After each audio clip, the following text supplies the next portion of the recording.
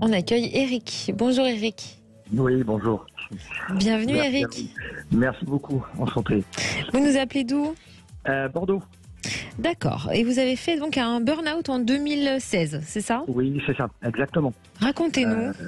Écoutez, divorce long, pénible et jalousie familiale multiple. Ça a duré 8 ans.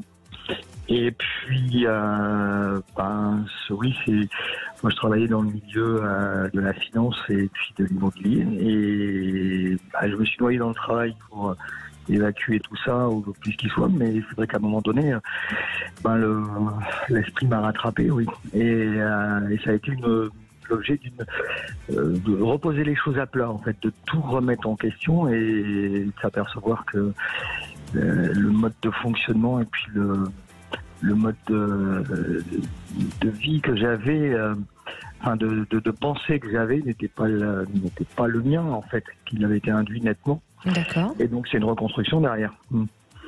Et alors aujourd'hui c'est quelque chose qui est un événement qui est très positif parce que les bases sont solides et elles sont identifiées. En revanche, après, là, je suis à un croisement de chemin, en fait, aussi bien personnel sur un plan matériel que professionnel. Voilà. Et j'ai du mal à identifier la suite. Voilà. D'accord. Alors, quand vous parlez de jalousie familiale, est-ce qu'on peut en savoir plus? Oui, c'est l'entourage proche qui en veut à tout ce qui est matériel, ouais. C'est-à-dire que vous, pour être clair, vous gagniez bien votre vie et ça suscitait des jalousies au sein de votre famille? Ouais, apparemment, oui. D'accord. Oui. Mais c'est des choses que vous avez entendu dire ou c'est vraiment des choses qu'on vous a dit directement? Non, ça s'est positionné de manière très violente parce que j'avais rien identifié, rien anticipé. C'est des choses qui remontent à loin et puis vous occultez parce que vous voulez pas le voir et puis vous apercevez qu'au final ça conditionne votre vie depuis enfant, en fait, voilà. D'accord. Et donc, oui, vous êtes mis dans le fait accompli d'événements qui sont quand même assez trash, oui, et très... qui, sur le coup, vous en mettent de sacrés coups, oui. Parce que ça vient de votre famille? Oui, c'est ça, ouais, concrètement, ouais. Alors aujourd'hui, vous voudriez vous reconvertir professionnellement? Alors, oui. Vous hésitez?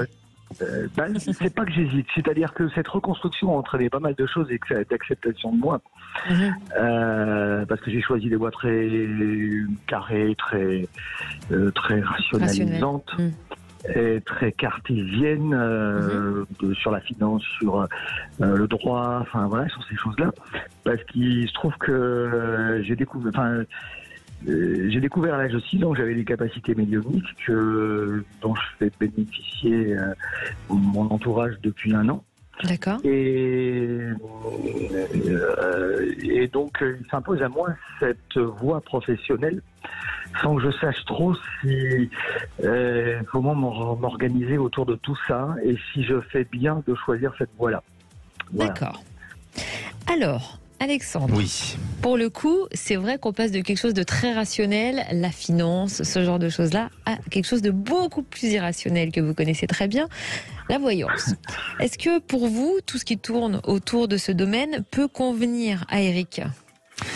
Alors, c'est deux choses bien sûr très différentes, évidemment. Mais là, je pense que tout ce qui touche à cette discipline-là, c'est une question aussi de vocation. Et c'est pas seulement de métier. Donc, si aujourd'hui, et je vais vous parler très franchement, mais si aujourd'hui, votre priorité, c'est de savoir ce que vous allez gagner à la fin du mois, j'aurais tendance à vous dire d'aller plus vers cette rationalité qui va vous permettre de vous retrouver dans une stabilité, qui va vous permettre aussi de pouvoir travailler, ou en tous les cas, et d'être dans de dépasser la survie et d'être dans un certain confort et dans une certaine sécurité.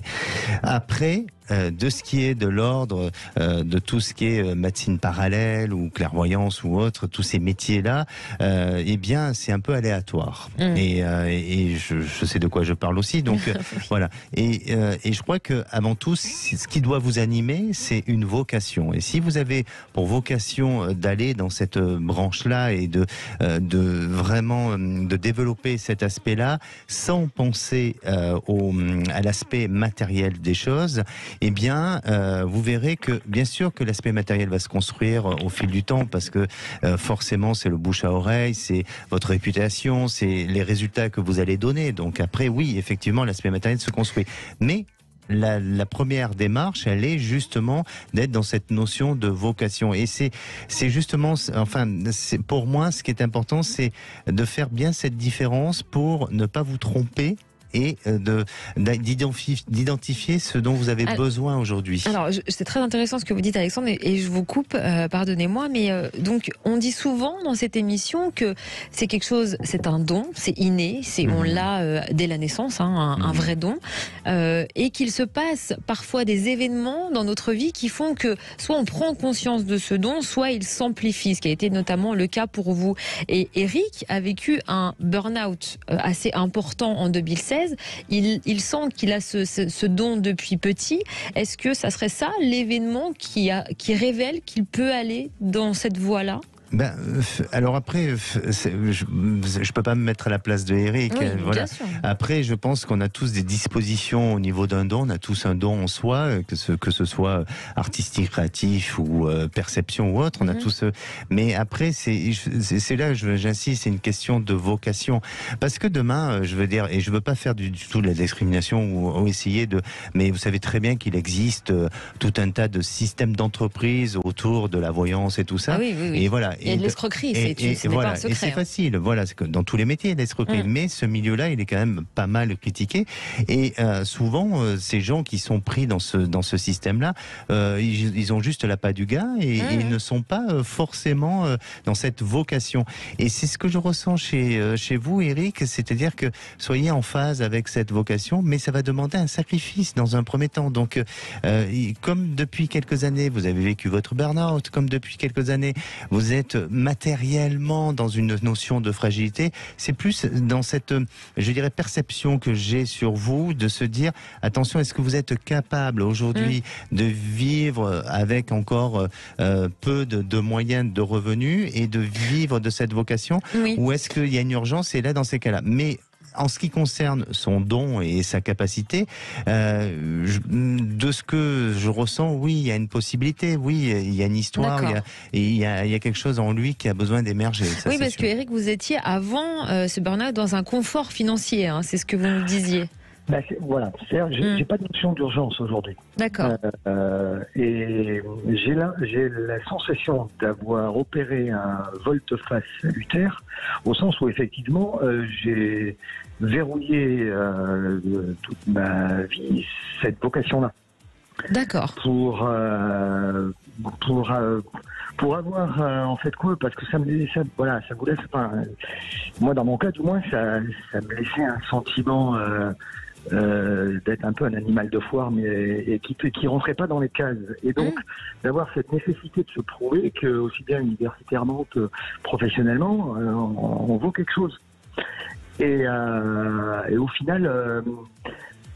Aujourd'hui, j'ai plus besoin de me prouver ça, et surtout j'ai envie d'être en phase avec moi et dans une espèce de vocation, et pas de faire quelque chose que je suis forcé à faire. D'accord. C'est bien. Vous avez un vrai discours. Effectivement, vous êtes prêt. Et si je tiens à préciser aussi, c'est pour faire ce métier, il faut être psychologiquement fort, il faut être vraiment résistant, parce que toute la journée vous avez des personnes qui sont en détresse, en difficulté, et si vous avez des fragilités ou quand on sort d'un burn-out ou tout ça, donc il faut vraiment vous renforcer et aller dans vos ressources psychologiques qui vont vous permettre de tenir bon et d'avancer dans la vie. Mais en tous les cas, voilà, votre réponse elle a été donnée, vous avez une vocation, alors allez-y.